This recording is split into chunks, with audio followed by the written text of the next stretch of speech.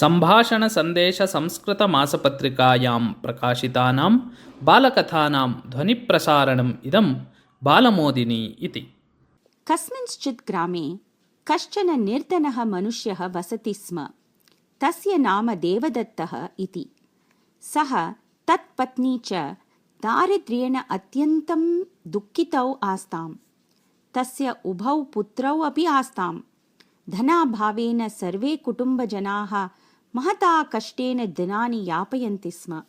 एकदा देवदत्तः धनार्जनस्य उपायम् एकम् अचिन्तयत्। सः चिन्तितवान्, लोकेऽस्मिन् धननिवेशं विना कोऽपि वाणिज्यं कर्तुं न शक्नोति। मम पार्श्वे तु धनं नास्ति, अतः तस्य निवेशं कथं कर्तुं शक्नुयाम् इति। अत एव सः धनेन विना एव आजीविकायाः निमित्तं कञ्चित् उपायं चिन्तयित्वा तं पत्नीं पुत्रौ च उक्तवान्, मया सह भवन्तः अपि वनम् आगच्छन्तु नाम तत्र वयं वृक्षाणां त्वचा रज्जुनिर्माणं करवाम। सा रज्जुः नगरे विक्रीता चेत् किञ्चित् धनं प्राप्येत। तेन धनेन जीवनं सुखेन प्रचलेत् इति। ततः ते सर्वे वनं गतवन्तः।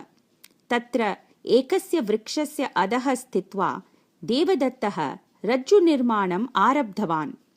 तस्य पत्नी पुत्रौ च रज्जुनिर्माणाय विविधानि तृणानि वृक्षाणां त्वचः च सङ्गृह्य आनीतवन्तः। एवं ते सर्वे रज्जुनिर्माणकार्ये संलग्नाः अभवन्। यस्य वृक्षस्य अधः ते रज्जुनिर्माणं कुर्वन्तः आसन्, तस्मिन् एव वृक्षे एकः यक्षः निवसति स्म। सः तान् स्वकार्ये दत्तचित्तान् दृष्ट्वा मनसि एव अचिन्तयत्, एते जनाः अत्र किमर्थं वा आगतवन्तः, अत्र किं च कुर्वन्ति इति। ततः सः प्रत्यक्षः भूत्वा तान् पृष्टवान्, अरे भवन्तः अत्र किं कुर्वन्ति इति। अकस्मात् आगतम् एतत् वचनं श्रुत्वा यद्यपि देवदत्तः तत्कुटुम्बजनाः च भीताः अभवन्, तथापि देवदत्तः धैर्येण उत्तरं दत्तवान्, किं न दृश्यते, वयं रज्जुनिर्माणं कुर्वन्तः स्मः इति। यक्षः पुनरपि अपृच्छत्, भवन्तः किमर्थं रज्जुनिर्माणं कुर्वन्ति इति। कार्यमध्ये विघ्नः उत्पन्नः इत्यतः नितरां क्रुद्धः देवदत्तः सकोपम् उच्चैः उत्तरं दत्तवान्, भवतः पादयोः बन्धनाय इति। एतत् श्रुत्वा सः यक्षः भीतः अभवत्। सः अचिन्तयत् यत् एते मम पादौ बद्ध्वा मां ताडयिष्यन्ति इति। अतः सः दैन्ययुक्तेन स्वरेण देवदत्तम् उक्तवान्, भोः नर, भवान् मां कृपया रक्षतु। मम पादबन्धनं मा करोतु। भवान् यत् इच्छति तत् दास्यामि अहम्। अत्र वृक्षस्य उत्तरस्यां दिशि 10 पाददूरे बहव्यः स्वर्णमुद्रिकाः सन्ति। ताः स्वीकरोतु, मां त्यजतु कृपया इति।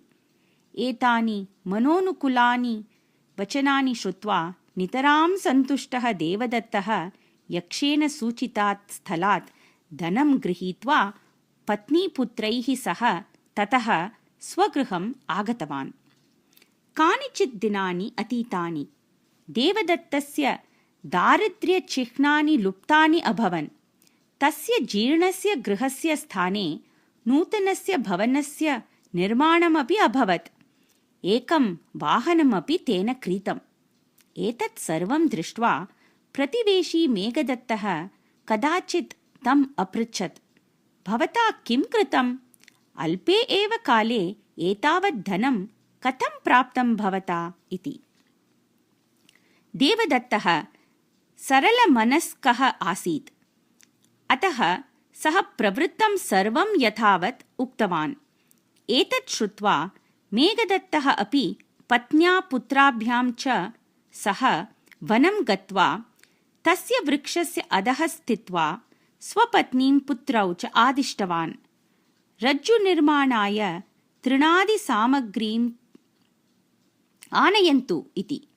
तस्य आदेशवचनं श्रुत्वा पत्नीपुत्रौ च परस्परं मुखं दृष्टवन्तः। पत्नीपुत्रौ आदिष्टवती। पुत्रौ च मातरम् उक्तवन्तौ, भवती एव तत् कार्यं करोतु इति। तत्र स्थिताः सर्वे कार्यनिष्पादने आलस्यम् अनिच्छां च प्रदर्शयन्तः आसन्। एतत् सर्वं दृष्ट्वा यक्षः तत्र उपस्थाय तान् अपृच्छत्, भवन्तः अत्र किमर्थम् आगतवन्तः? किं च कुर्वन्ति इति। मेघदत्तः देवदत्तः इव एव उत्तरं दत्तवान्, किं न जानासि, वयं रज्जुं निर्माय तव पादयोः बन्धनं करिष्यामः इति। परन्तु तस्य वचनं देवदत्तवचनवत् गर्जनयुक्तं न आसीत्, आत्मविश्वासयुक्तम् अपि न आसीत् तत्। एतत् लक्षितवान् सः यक्षः तेषां परस्परम् असामञ्जस्यम् अभिज्ञाय मेघदत्तं दृष्ट्वा गर्जितवान्, अरे रे गच्छ गच्छ, आदौ तु कुटुम्बजनानां पादबन्धनं कुरु, शीघ्रं गच्छ, अन्यथा मरिष्यसि। तव कुटुम्बजनाः एव तव वचनं न पालयन्ति। एवं स्थिते मम पादयोः बन्धनस्य का वा कथा इति। भयजनकानि एतानि वचनानि श्रुत्वा मेघदत्तः भीतः अभवत्। तस्य पत्न्याः पुत्रयोश्च दशा तु इतोपि अधिकशोचनीया आसीत्। ते ततः शीघ्रमेव पलायनं कृत्वा कथञ्चित् गृहं प्राप्य दीर्घं श्वासोच्छ्वासं कृतवन्तः।